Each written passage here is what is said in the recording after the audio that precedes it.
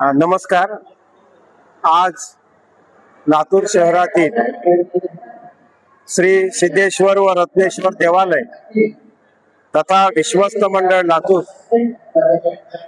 आणि भारतीय अंधजन शिक्षण व प्रशिक्षण मंडळ लातूर जिल्हा मराठी पत्रकार संघ यांच्या संयुक्त विद्यमाने लातूर शहरातील सिद्धेश्वर व रत्नेश्वर देवालयाच्या या सभागृहामध्ये मंगल कार्यालयामध्ये आज सर्वधर्मीय सामूहिक विवाह सोहळा संपन्न होत आहे। आजचे हे त्यांचे 6वे वर्ष आहे। मला वाटतं अशा प्रकारचे सामूहिक विवाह सोहळे होणं ही समाजाची नितांत आवश्यकता आहे। आज या ठिकाणी दिव्यांग बंधू भगिनींचा सोहळा संपन्न होणार आहे।